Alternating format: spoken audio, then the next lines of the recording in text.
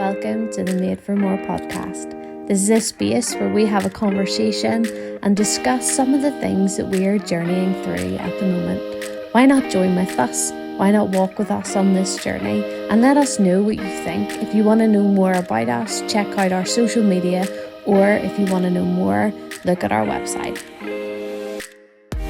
Hi everyone and welcome to our second episode. We're back. I know, who knew that we would make it to episode 2? It's great to be here again. My name is Jamie and this is Zara, and we are both here from Made for More to talk about mental health and hopefully help you guys if you're struggling with anything.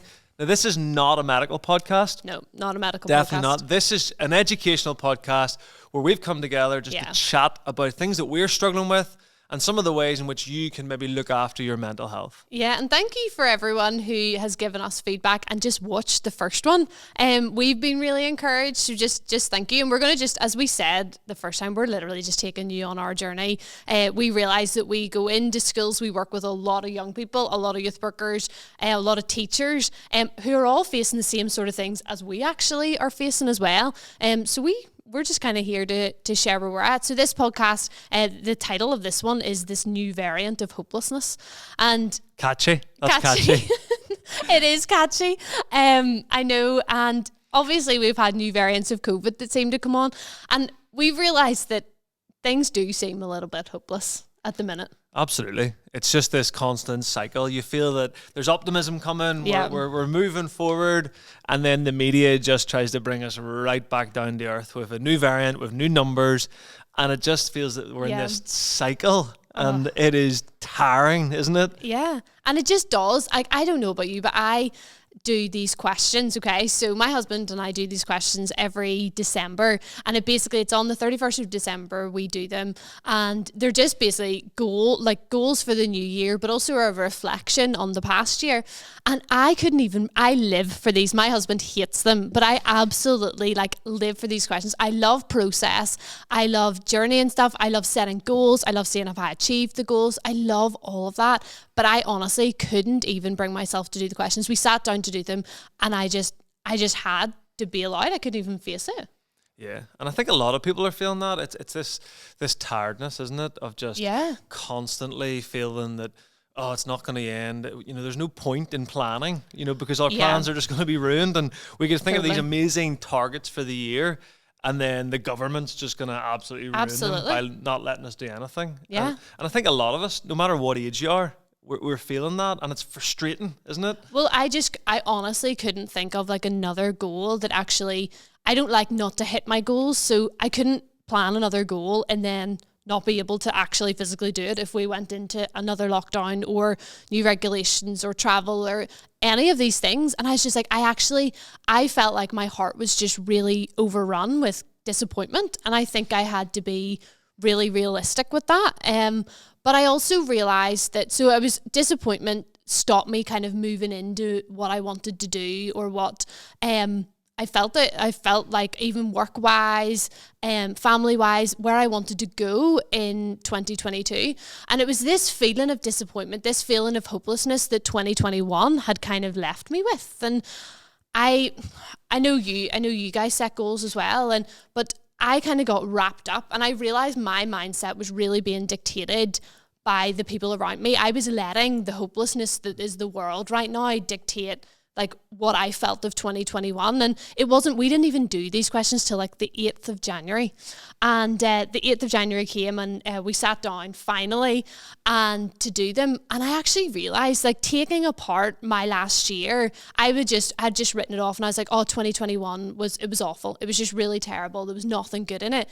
But I actually, I started working for Made for More in 2021, and I absolutely love it. It's a good year.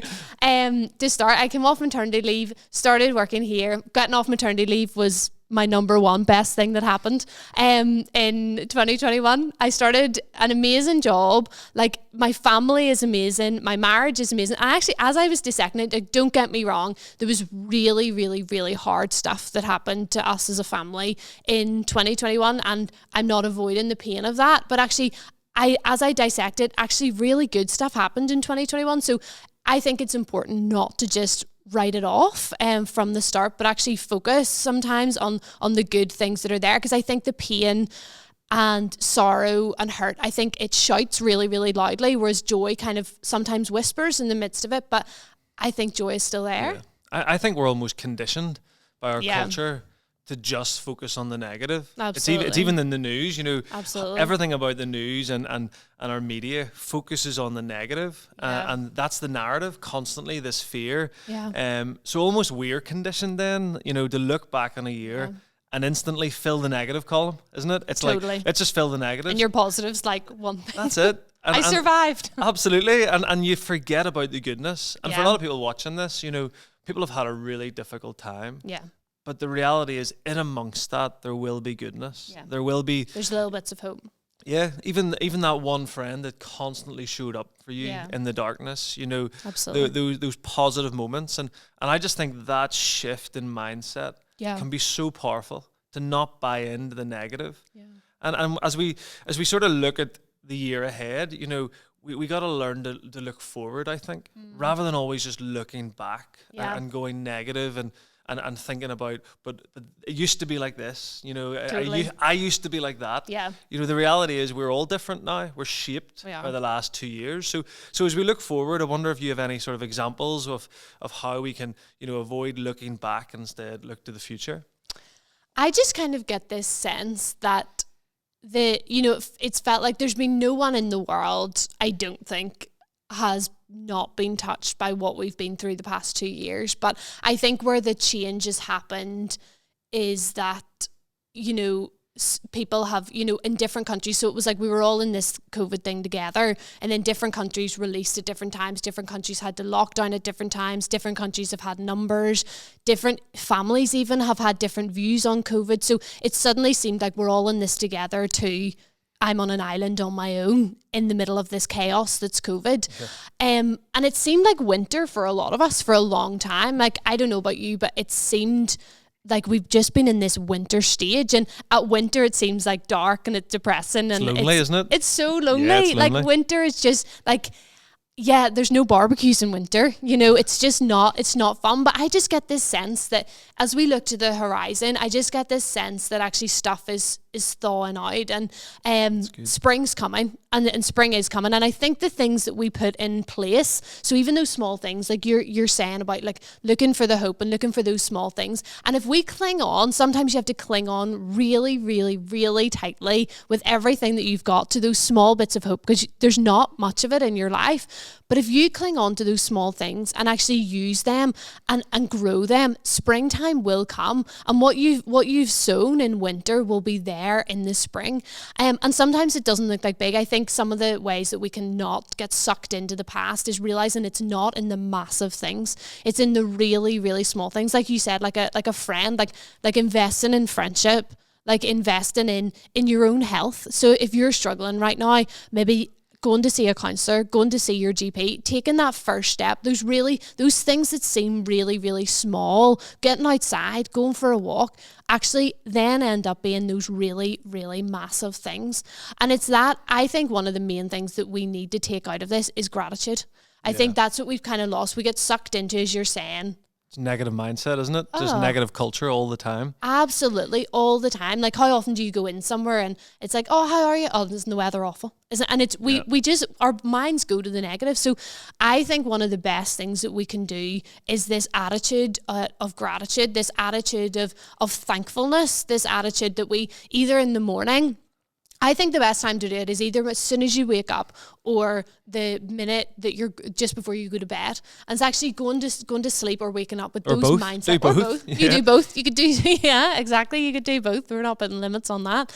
And just think of like 3 things that you are thankful. It can even be like that I am breathing today. It can be like that it's a little bit sunny outside, that I get to see one friend for coffee. We're not talking about the big things, but I think those small things, I know in my own life, when I've focused on those small things, they build into being the really big things. Yeah. And it's it's very typical for Northern Ireland, I think. Yeah. This is like our Northern Irish humour, Totally. our whole mindset. We're sarcastic, we're negative. We love to have a bit of fun and put each other down. Yeah. And I think then over the last couple of years. In some ways, that sort of dark humor has maybe helped us through it. Yeah. But it's maybe shifted now to the point, well, let's always be a little bit negative, a little bit sarcastic, and even, you know, it just slips into an everyday mindset. Totally. So yeah, just being thankful for the small things. It's so important, you know, and it's something that all of us can do. Yeah. A few other wee tips then that I was just thinking of when we were talking about this is it's okay to admit that you're struggling and actually just sit on it. And embrace the fact that, you know what, this sucks right now. You know, I am struggling. I am lonely. I don't have to pretend it's not there. You know, I don't have to pretend that everything is okay. And I look back probably at the last few years and realize that I've almost embraced the fact that I'm not okay. Mm-hmm. You know, you have, you really have. You know, for years before, I was probably had no idea how I felt. You know, I didn't really have any emotions. Yeah. Now I'm actually realizing, you know what, I actually have a lot going on in my head, and it's tough at times, and that actually has really made me feel free. Totally. It's been tough, but I found freedom in my own pain. And you're a fixer. So Jamie is a fixer. Like, so whenever there's a problem, you just go solution. So actually, as a lot of statistically men out there, my husband is also a fixer. I'm like, we just need to cry together. This is just hard. I don't need a solution right now. But sometimes, like, whenever you are a fixer, you just go into solution based without being able to feel that it's a problem. And right now there's just no solution. It's just hard and it's just painful. But I think we've been in survival mode for so long that actually some of us who aren't fixers, you've been in survival mode, and we've just sat in survival mode that we're just freaking out for a long time. And it's maybe a time to get out of survival mode, just what I'm saying. Like, the springtime is coming. We're not going to be here forever.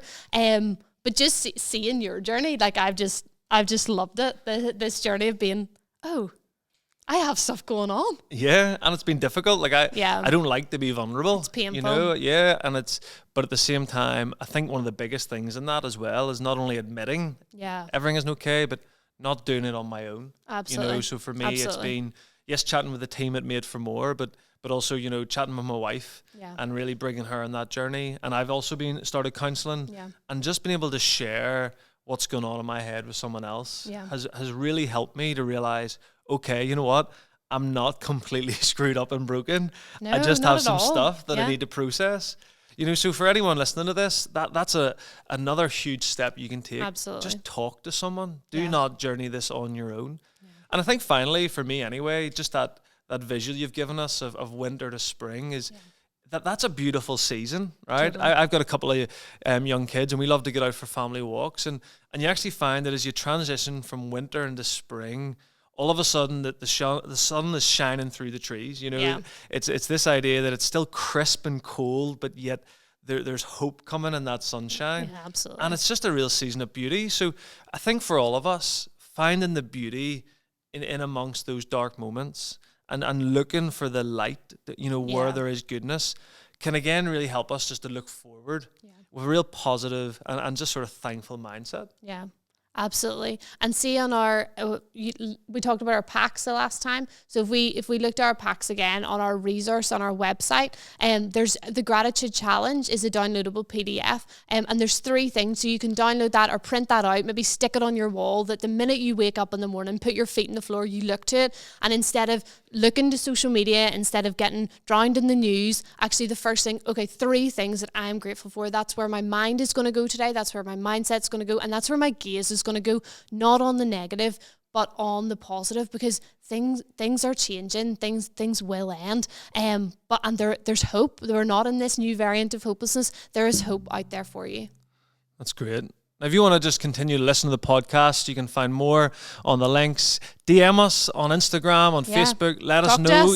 Let us know what you want us to talk about, and any ways that we can maybe discuss different things to help you. But thanks so much for taking the time to listen.